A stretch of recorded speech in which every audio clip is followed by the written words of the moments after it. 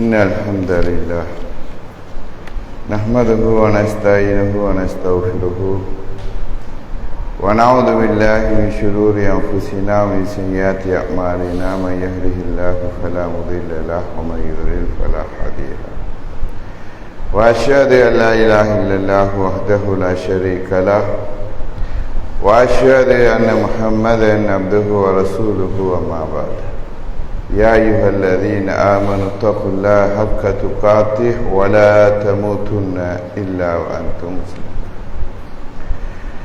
فإن أصدق الحديث كتاب الله وخير الهدي هدي محمد صلى الله عليه وسلم وشر الأمور محدثاتها وكل محدثة بدعة وكل بدعة ضلالة وكل ضلالة في النار. புகழ் அனைத்தும் ஏகன் அல்லாஹ் ஒருவனுக்கே சொந்தமானது. கருணையும் சலாமும் கண்மணி நபிகள் நாயகம் ஸல்லல்லாஹு அலைஹி வஸல்லம் அவர்கள் மீதிலும் அன்னவர்களுடைய வாழ்க்கை வழிமுறைகளை தங்கள் உயிரிலும் மேலாக ஏற்று பின்பற்றி வாழக்கூடிய அத்தனை நல்லடியார்கள் மீதிலும் உண்டாகட்டுமாக. பேரன்பார்ந்த இஸ்லாமிய சகோதரர்களே, அல்லாஹ்வின் நல்லடியார்களே, இன்றைய வெள்ளை குதுபாவிலே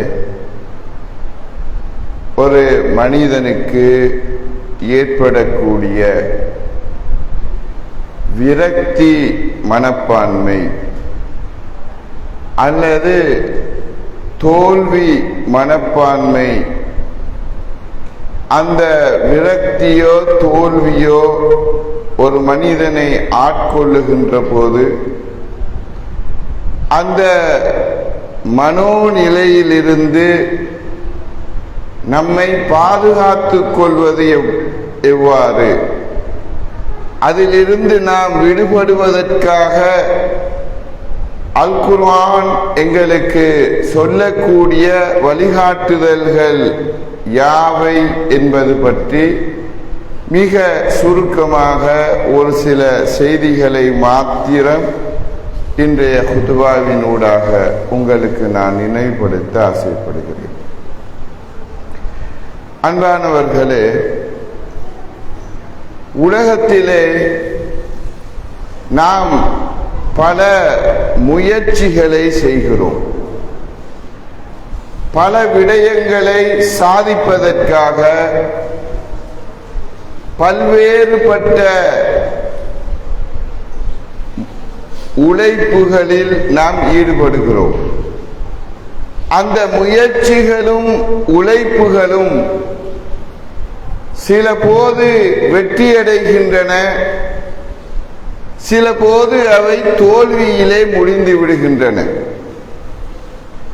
ஒரு மாணவனை எடுத்துக்கொள்ளுங்கள். ஓலவலோ அல்லது ஏலவலோ அவன் கற்றுக்கொண்டிருக்கிறான். தன்னுடைய வாழ்க்கையில் மிக முக்கியமான 2 கட்டங்கள், சிரமப்பட்டு முயற்சி எடுத்து உண்ணாமல் உறங்காமல் தியாகம் செய்து அவன் அந்த பரீட்சைக்கு தன்னை தயார்படுத்துகிறான். அத்தகைய ஒரு கடுமையான முயற்சியை அவன் சித்தி பெறுவதற்காக எடுக்கிறான். ஆனால் பரீட்சை எழுதி அதனுடைய முடிவுகள் வருகின்றன இவனுக்கு அதிர்ச்சி அளிக்கும் விதமாக. ஓலவல்ல 10 பாடமும் ஃபெயில், அல்லது ஏலவல் பரீட்சையில எதிர்பார்த்த அந்த சித்திகள் இவனுக்கு கிடைக்கவில்லை. இப்படியான தன்னுடைய முயற்சிக்கு ஏற்ற விதமான அந்த விளைவுகள் பெறுபேறுகளை அவன் அடையாத போது வாழ்க்கையிலே அவன் விரக்தி அடைகிறானா இல்லையா? அது எவ்வளவு சிரமப்பட்டு நான் இந்த பரீட்சைக்கு என்னை தயார்படுத்தினேன், எவ்வளவு கஷ்டப்பட்டு என் உடலை வருத்தி உண்ணாமல் உறங்காமல் விழித்திருந்து இந்த பரீட்சைக்காக என்னை நான் ஆயத்தப்படுத்தினேன். ஆனால் எனக்கு வந்த ரிசல்ட் மிக மோசமாக இருக்கிறது என்று அவன் ஒரு தோல்வி மனப்பான்மையை, விரக்தி நிலையை அவன் அடைகிறான். உலகத்தில் பொதுவாக மனிதர்களினுடைய இயல்பு என்ன தெரியுமா? இப்படி ஒரு மாணவன் பரீட்சையிலே கோட்டை விட்டு விட்டால், தோல்வியடைந்து விட்டால், எந்த பாடசாலையிலாவது அந்த 10 பாடங்களிலும் ஃபெயிலா போனானே மாணவன், அவனை அழைத்து, இந்த மாணவர் இருக்கிறாரே, இவர் இந்த பரீட்சையில் சித்தியடைவதற்காக மிக மிக கஷ்டப்பட்டிருக்கிறார், மிக கடுமையாக உழைத்திருக்கிறார், ஆனால் எதிர்பார்த்த ரிசல்ட் அவருக்கு வரவில்லை. அவர் கஷ்டப்பட்டதற்காக அவர்களை நாங்கள் பாராட்டு விழா நடத்துகிறோம் என்று யாராவது நடத்துகிறார்களா? 10 பாடங்களிலும் அவன் ஃபெயில் ஆகிவிட்டான். ஏலவல்ல 3 சப்ஜெக்ட்லையும் அவன் கோட்டை விட்டு விட்டான். அப்படியான ஒரு மாணவனுக்கு பதக்கங்களையோ பாராட்டு விழாக்களையோ உலகத்தில் நடாத்துகின்ற வளமை இருக்கிறதா என்றால் உலகத்தில் எங்குமே அப்படி ஒரு வளமை கிடையாது. ஏனென்றால் உலகம் எதை பார்க்கிறது என்றால் அவனுடைய முயற்சிக்கான விளைவை மட்டும் உலகம் பார்க்கிறது. அவன் என்ன ரிசல்ட் எடுத்தான், அவன் முயற்சிக்கான அந்த பெருபேறு என்ன, பெருபேறு நன்றாக இருந்தால் உலகம் பாராட்டுகிறது, பெருபேறு மோசமாகிவிட்டால் உலகம் அவனை இம்சிக்கிறது, விமர்சிக்கிறது, கண்டுகொள்ளாமல் புறக்கணித்து விடுகிறது. ஊரிலே இப்படி ஒரு பள்ளிவாயல் இருக்கிறது. ஏராளமான மார்க்க பணிகளை நாங்கள் முன்னெடுக்கிறோம். இந்த ஊரை திருத்த வேண்டும், அல்லாஹ்வினுடைய ஏகத்துவ ஓரிரை கொள்கையை இந்த ஊர் மக்களுக்கு எடுத்து சொல்ல வேண்டும், இந்த ஊரிலே மண்டியிட்டு நிறைந்து கிடக்கிற புறையோடி போயிருக்கின்ற சமூக கொடுமைகளை, சமூக தீமைகளை, ஒழுக்கக்கேடுகளை இவற்றையெல்லாம் சீர்திருத்தி இந்த ஊரை ஒரு நல்ல நிலைக்கு நாங்கள் உயர்த்த வேண்டும் என்ற ஒரு எதிர்பார்ப்போடு ஒரு பள்ளி நிர்வாகம் செயற்படுகிறது என்று வைத்துக் கொள்ளுங்கள். அதற்குரிய திட்டங்களை வகுக்கிறார்கள், அதற்குரிய முயற்சிகளில் ஈடுபடுகிறார்கள். ஆனால் எதிர்பார்த்த ரிசல்ட் கிடைக்கவில்லை. இஜ்திமா செய்கிறார்கள், மாதாந்த பயான் நடத்துகிறார்கள். இஜ்திமாவுக்கு 1000 பேர் வருவார்கள் என்று எதிர்பார்த்தா ஒரு 10 பேர் குந்திக் கொண்டிருக்கிறார்கள். மாதாந்த பயான் நடத்துகிறார்கள், அது குறைஞ்சது ஒரு 100 பேராவது இந்த பயானை கேட்க வருவார்கள் என்று எதிர்பார்த்தால் ஒரு 5 பேர் குந்தி கொண்டு இருக்கிறாங்க பள்ளிக்குள்ள. இப்ப நிர்வாகிகளுடைய உள்ளம் எப்படி இருக்கும்? ஃபெயிலியரா போயிட்டு எங்களுடைய மாதாந்த பயான் ஃபெயிலியர் ஆகிவிட்டது, எங்களுடைய இஜ்திமா எதிர்பார்த்த ரிசல்ட்டை தரவில்லையே, இந்த ஊர் மக்களுக்கு எவ்வளவு சொன்னாலும் இவர்கள் திருந்துகிற பாடு இல்லை, எனவே அல்லாஹ் விட்ட போக்குல இவங்க போகட்டும். இப்படியெல்லாம் விரக்தி நிலையை அடைகின்ற பல பள்ளி நிர்வாகங்களை கூட நாங்கள் பார்க்கிறோம். இது உலகத்தினுடைய இயல்பு சகோதரர்களே. ஆனால் திருமறை குர்ஆனிலே அல்லாஹ் தஆலா ஒரு விடயத்தை எங்களுக்கு சொல்லி காட்டுகிறான். அந்த விடயம் என்னவென்றால், அல்லாஹு தஆலா மனிதனை போன்று விளைவுகளுக்கு கூலி வழங்குபவன் அல்ல. ரிசல்ட் நல்லா இருந்தாதான் உனக்கு பாராட்டு விழா என்ற ரீதியில் அல்லாஹு தஆலா அவன் மார்க்ஸ் போடுவது கிடையாது. அல்லாஹ்வினுடைய இயல்பு. அல்லாஹ் எதை பார்க்கிறான் என்றால் திருமறை குர்ஆனின் 53வது அத்தியாயம் 38 முதல் 42 வரையான அந்த வசனங்களை ஒரு கணம் நீங்கள் ஓய்வு நேரம் கிடைத்தால் புரட்டி பாருங்கள். அந்த வசனத்தில் அல்லாஹு தஆலா சொல்லுகின்ற அந்த வார்த்தையை கவனியுங்கள். வலைஸலில் இன்சானி இல்லா மா ஸஆ. மனிதனுக்கு அவன் முயற்சித்ததை தவிர வேறு எதுவும் கிடைப்பதில்லை. அல்லாஹு தஆலா சொல்கிறான். அல்லாஹ் என்ன வார்த்தையை சொல்கிறான்? அவன் எந்த செயலை செய்வதற்கு, எந்த மாற்றத்தை ஏற்படுத்துவதற்காக, எந்த திட்டத்தை நடைமுறைப்படுத்துவதற்காக அவன் முயற்சி செய்கிறானோ அந்த முயற்சியை தவிர வேறு எதுவும் அவனுக்கு இல்லை. வஅன்ன சஅயஹு ஸௌஃப யுரா. அவனுடைய முயற்சியை அவன் நாளை மறுமையில் கண்டுகொள்வான். அவன் என்னென்ன முயற்சி எடுத்தான், எப்படியெல்லாம் சிரமப்பட்டான் என்பதை அவன் நாளை மறுமையிலே கண்டுகொள்வான். சும்ம யுஜ்ஸாவுல் ஜஸாஅல் அவ்ஃபா. பின்னர் அவனுக்குரிய அந்த முயற்சிக்குரிய கூலி முழுமையாக அவனுக்கு வழங்கப்படும் என்று இந்த வசனத்திலே அல்லாஹு தஆலா சொல்கிறான். இதே கருத்தை திருமறை குர்ஆனிலே 79வது அத்தியாயம் 34 முதல் 44 வரையான வசனங்கள். ஃபைதா ஜாஅத்தி தாம்மத்துல் குபுரா.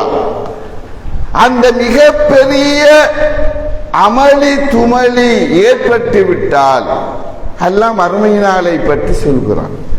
இந்த உலகம் அழிகின்ற அந்த பயங்கரமான அந்த தினத்தை பற்றி அல்லாஹ் சொல்கிறான்.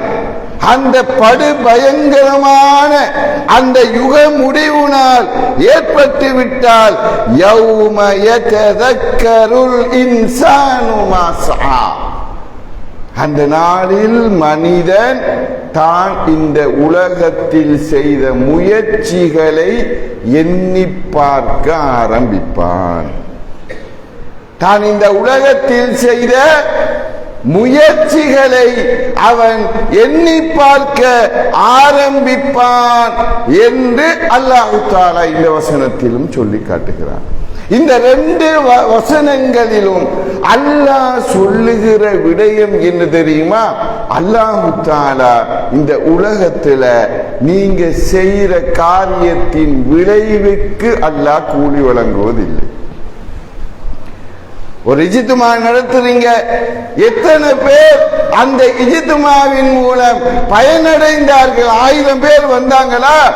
அப்படி வந்தா தான் நான் நன்மையை தருவேன்.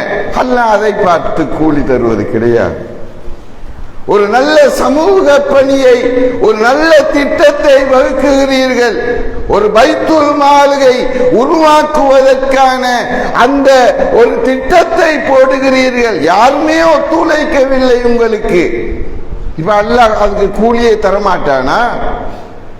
அதற்காக நீங்கள் ஒன்று கூடியது, அது பற்றி நீங்கள் மஷூரா செய்தது, அது பற்றிய உங்கள் கால நேரங்களை நீங்கள் செலவழித்தது, இவற்றுக்காக அல்லாஹ் உங்களுக்கு நன்மையை தரமாட்டானா என்றால் மிக நிச்சயமாக அந்த மிஷன் ஃபெயிலியரா போனாலும் நீங்கள் எடுத்த முயற்சிக்குத்தான் அல்லாஹ்வுடன் கூலி. சகோதரர்களே, பைத்துல் மால் உருவாகாமல் போயிருக்கலாம், உங்களுடைய சமுதாய திட்டங்கள், மார்க்க திட்டங்கள் அது ஃபெயிலியர்ல முடிஞ்சிருக்கலாம்.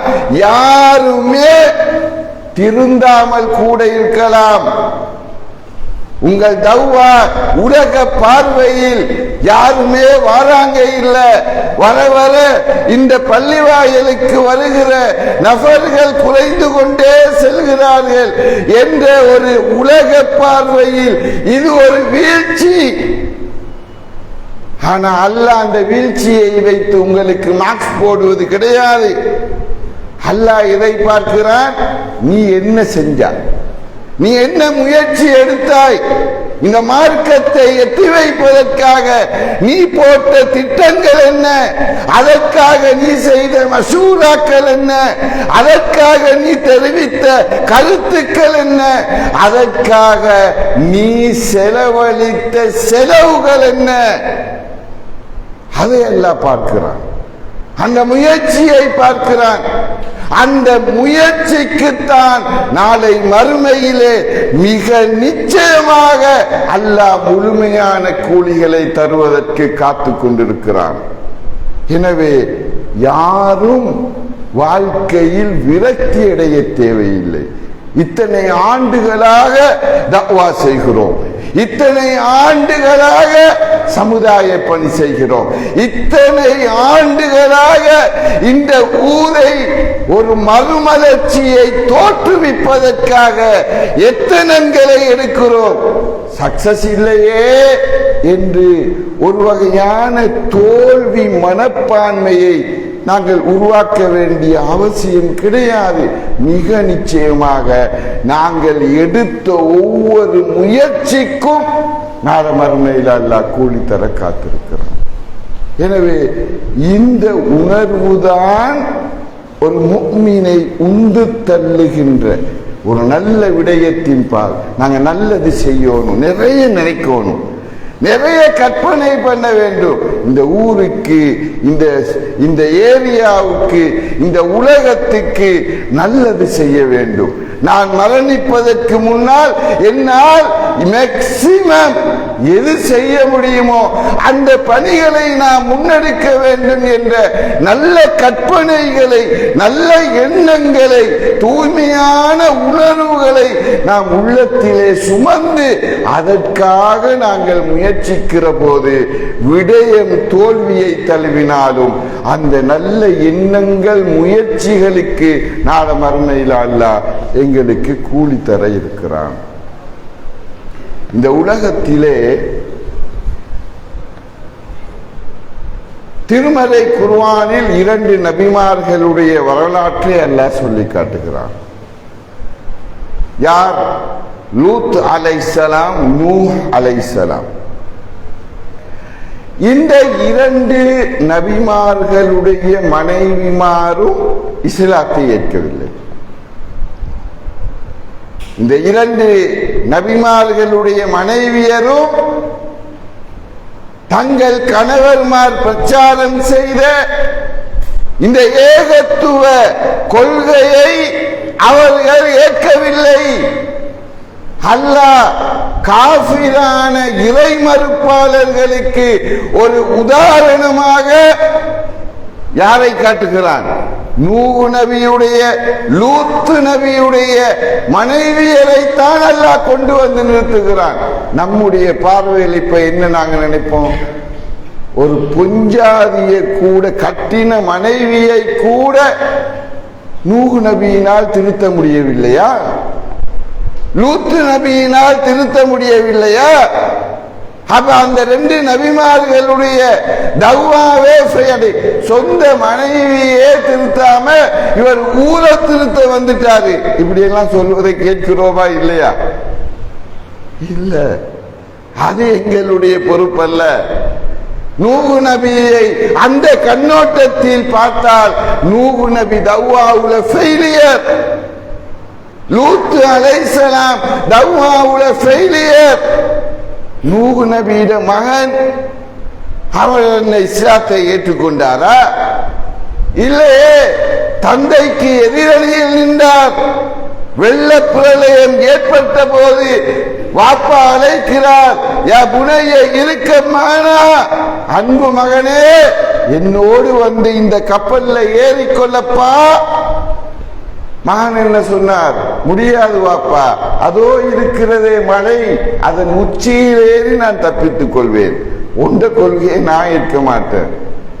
அலை வந்தது, மூழ்கடிக்கப்பட்டான், குஃபாராக, காஃபிராக, இறை மறுப்பாளனாக தன்னுடைய உயிரை மாய்த்தான். இப்ப நூஹ் நபி தன்னுடைய சொந்த மகனை திருத்த முடியவில்லை என்பதற்காக அவருடைய பிள்ளை வளர்ப்பு ஃபெயிலியர் என்று நாங்கள் சொல்ல போகிறோமா? இது மாதிரி தான் ஒருவர் இருப்பார், தவ்வா பணியில இருப்பார், இந்த ஊருக்கெல்லாம் ஏகத்துவத்தை சொல்லிக் கொண்டிருப்பார். சில நேரம் நூஹ் நபியுடைய மகன் வழிகட்டு போனதை போன்று அல்லாஹ் இவருடைய மகனையும் அப்படியான ஒரு நிலைக்கு மாற்றி விடுவான். ஊரெல்லாம் என்ன விமர்சிக்கும்? மகனையே திருத்தேலா, மகனே டோப்படிச்சு கொண்டிருக்கிறான், மகனே மோசமா இருக்கிறான், இவங்க எல்லாம் ஊரை திருத்த வந்துட்டாங்க, போங்கப்பா என்று உலகம் உங்களை விமர்சிக்கலாம், ஊர் உங்களை விமர்சிக்கலாம். அப்ப அதை நினைச்சு நாங்க விரக்தி அடைய வேண்டுமா? இல்ல. அப்படி விரக்தி அடைந்தால் நூஹ் நபி தஅவாவுல தோல்வி என்று நாங்கள் ஒத்துக்கொள்ள வேண்டி வரும் சகோதரர்களே. எனவே அப்படி அல்ல. நபிகள் நாயகம் ஸல்லல்லாஹு அலைஹி வஸல்லம் சொன்னார்கள், நாளை மறுமையில அல்லாஹு தஆலா ஒவ்வொரு இறை தூதர்களை அழைப்பான். அந்தந்த சமுதாயத்தவர்களோடு அந்த இறை தூதர்கள் நாளை மறுமையில அல்லாஹ்வை சந்திப்பதற்காக வருவார்கள். அப்படி வரும்போது அல்லாஹ்வுடைய தூதர் மிக பிரமாண்டமான ஒரு சமுதாயத்தோடு நாளை மறுமையில வருவாங்க, அது தனி விடயம். ஆனால் சில நபிமார்கள் வருவார்களாம், அவருக்கு பின்னாடி ஒரே ஒரு நபர் தான் இருப்பார்கள்.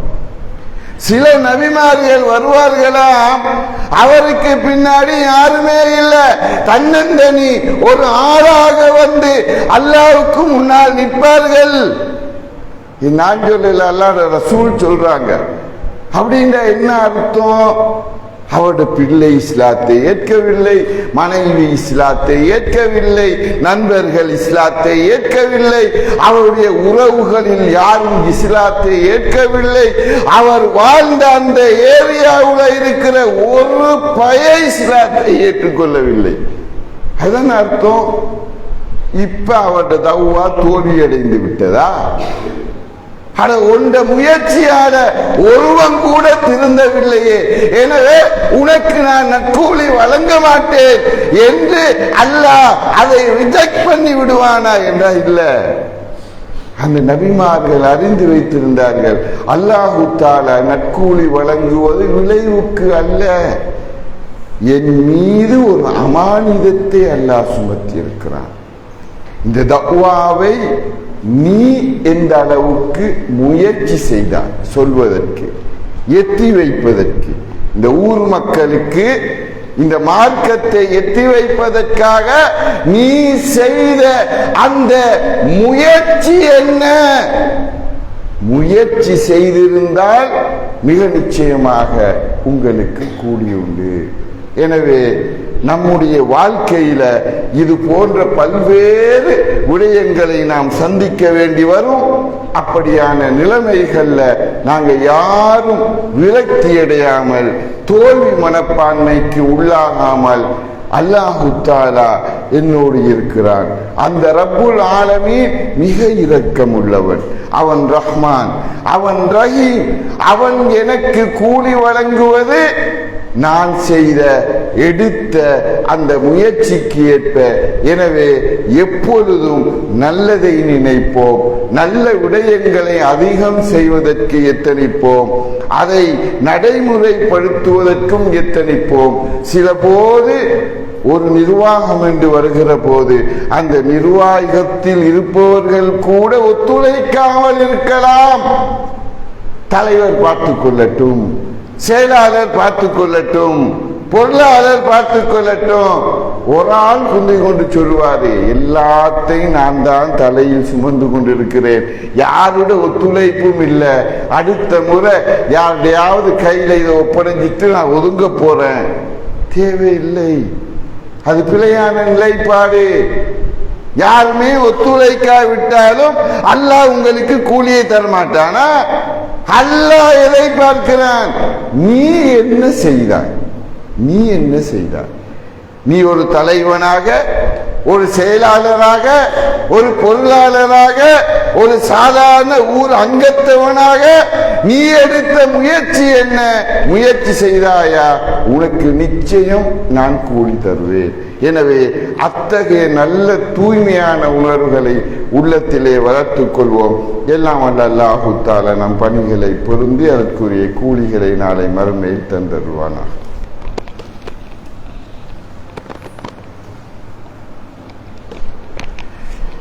இன்னல் ஹம்தலில்லாஹ். பேரன்பார்ந்த இஸ்லாமிய சகோதரர்களே, அல்லாஹ்வின் நல்லடியார்களே, இந்த இரண்டாவது ஹுத்பாவிலே இன்னும் ஒரு அம்சத்தை உங்களுக்கு நினைவுபடுத்த நான் ஆசைப்படுகிறேன். சூரா பக்கரா 155வது வசனம்.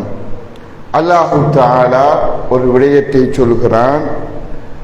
வாழ்க்கையின் இயல்பை அல்லாஹ் சொல்லி காட்டுகிறான். மனித வாழ்க்கையிட ஒரு இயல்பை ரப்புல் ஆலமீன் சொல்கிறான். வல நபுலுவன்னக்கும் பிஷை, உங்களை நாங்கள் மிக உறுதியாக சோதிப்போம். அல்லாஹு தஆலா என்ன சொல்றான்? வல நபுலுவன்னக்கும் பிஷை, அதுல டவுட்டே கிடையாது. உங்களை நாங்கள் நிச்சயமாக சோதித்தே தீர்வோம். எனவே வாழ்க்கையில அல்லாஹ்வினுடைய நியதிகளில் ஒன்று என்ன தெரியுமா? சோதனை என்பது இருந்தே ஆகும். அது பல வழிகளில் வித்தியாசப்படலாமே தவிர யாருக்குமே சோதனைகளை இல்லாமல் இந்த உலகத்தில் வாழுதல் என்ற ஒரு அம்சம் கிடையாது. சோதனை வரும், எந்த வடிவத்திலாவது வரும். அல்லாஹ் என்ன சொல்கிறான்? மினல் ஹவுஃப், வருகிற சோதனை சில போது அச்சத்தால் வரலாம். கலவரங்கள் ஏற்பட்டு, பீதி நிலைகள் ஏற்பட்டு, விசாரணைகள் ஏற்பட்டு, அப்படி ஒரு அச்ச நிலையை தோற்றுவித்து அப்படி அல்லாஹ் உங்களை சோதிக்கலாம். வல்ஜூ, பசியை தந்து, பட்டணியை தந்து, வறுமையை தந்து அல்லாஹ் உங்களை சோதிக்கலாம். வனக்ஸி மினல் அம்வாலி வல் அன்ஃபுஸ், உங்களுடைய சொத்திலே நஷ்டத்தை ஏற்படுத்தி உங்களுடைய உயிர்களை பறித்து அல்லாஹ் உங்களை சோதிக்கலாம். வஸ்ஸமராத், உங்களுடைய விவசாயத்திலே வீழ்ச்சியை ஏற்படுத்தி உங்களை அல்லாஹ் சோதிக்கலாம். வபஷ்ஷிரிஸ் சாபிரீன், யார் பொறுமையாயிருக்கிறாரோ அவருக்கு நற்செய்தி சொல்லுங்கள், அவருக்கு சொர்க்கம் உண்டு என்ற நன்மாராயணத்தை சொல்லுங்கள் என்று சொல்லிவிட்டு அல்லாஹு தஆலா அடுத்த வசனத்தில் சொல்றான், அல்லதீன இதா அஸாபத்ஹும் முஸீபா, அவர்களுக்கு ஏதாவது ஒரு முசீபத்து ஏற்பட்டு விட்டார், வாழ்க்கையில ஏதாவது ஒரு சோதனை, ஏதாவது ஒரு பிரச்சனை, ஏதாவது ஒரு சிக்கல்கள், வம்பு தும்புகள், வம்புகள், அல்லது வாழ்க்கையில ஏதாவது ஒரு இன்னல்கள், இப்படி ஏதாவது அவர்களுக்கு வாழ்க்கையில் நடந்து விட்டால் காலு, அவர்கள் என்ன சொல்வார்களாம்? இன்னா லில்லாஹி வ இன்னா இலைஹி ராஜிஊன், நிச்சயமாக நாங்கள் அல்லாஹ்வுக்கு உரியவர்கள். வ இன்னா இலைஹி ராஜிஊன், நிச்சயமாக நாங்கள் அந்த அல்லாஹ்வை நோக்கியே திரும்பி செல்ல இருப்பவர்கள். அது அர்த்தம் என்ன? இந்த வசனத்தினுடைய அர்த்தம் என்ன? இந்த உலக வாழ்க்கையில், என்னுடைய வாழ்க்கையில் எனக்கு கிடைத்திருக்கின்ற அனைத்தும் அல்லாஹ்வுக்கு சொந்தமான சகோதரர்களே, எனக்கு என்று எதுவும் இல்லை. ஆரோக்கியம், ஒருவன் ஆரோக்கியமாக இருக்கிறான், அந்த ஆரோக்கியம் அல்லாஹ் எனக்கு தந்தது. அல்லாஹ் தந்த ஒரு அருள். அந்த அருளை தந்தவன் எடுத்துக் கொள்கிறான். கடுமையான நோயத்தாரான், ஒரு கேன்சரத்தாரான், ஒரு கிட்னியை ஃபெயிலியர் ஆக்குறான், அல்லது படுபயங்கரமான ஒரு வியாதியை தருகிறான். ஆரோக்கியம் சீர்கட்டு விடுகிறது. அதற்காக சோர்ந்து விரக்தி அடைய தேவையில்லை. இன்னா லில்லாஹி வ இன்னா இலைஹி ராஜிஊன். ஆரோக்கியம் அல்லாஹ்வுக்கு சொந்தமானது. அவன் எனக்கு தந்தான், தந்தவன் எடுத்துக்கொண்டான். பொருளாதாரம் அது அல்லாஹ் தந்த ஒரு அருள். அந்த அருளில் அல்லாஹ் ஒரு நஷ்டத்தை ஏற்படுத்துகிறான். நாம் எதிர்பார்க்காத விதமாக நம்முடைய பொருளாதாரம் சரிந்து சரசர என்று கீழே விழுகிறது. பெரும் நஷ்டம், பெரும் நஷ்டம். இன்னா லில்லாஹி வ இன்னா இலைஹி ராஜிஊன். அல்லாஹ் சொந்தக்காரன், தந்தான், எடுத்துக்கொண்டான். இந்த உலகத்தில் எந்த அருளாக இருந்தாலும் அது அல்லாஹ்வுக்குத்தான் சொந்தம். அந்த ரப்புல் ஆலமீன் தான் ஒரு நல்ல மனைவியை உங்களுக்கு தருகிறான். அவருடைய உயிரை எடுத்துக் கொள்கிறானா? இன்னா லில்லாஹி வ இன்னா இலைஹி ராஜிஊன். ஒரு நல்ல பிள்ளையை தருகிறான். அதை தந்தவன் அல்லாஹ் எடுத்துக் கொள்கிறானா? இன்னா லில்லாஹி வ இன்னா இலைஹி ராஜிஊன். எல்லாமே அல்லாஹ் தந்தவை, அல்லாஹ்வுக்கு சொந்தமானவை. என்னுடைய உயிரும் உடலும் கூட அது லில்லாஹி, அல்லாஹ்வுக்கு சொந்தமானது. ஒரு நாள் நானே அவனிடம் தான் செல்ல இருக்கிறேன். எனவே ஒரு இறை விசுவாசி எப்பொழுதும் வாழ்க்கையில் ஏற்படுகிற எந்த ஒரு துன்பத்தின் போதும் இந்த வார்த்தையை சொல்லுவான். ஒரு நிமிடத்தில், ஒரு கணப்பொழுதில் அவனுடைய உள்ளம் அமைதி அடையும். ஒரு நாளும் ஒரு உண்மையான இறை விசுவாசி துன்பங்களின் போது துவண்டு போக மாட்டான். பிரச்சனைகளை கண்டு மனமுடைந்து போக மாட்டான்.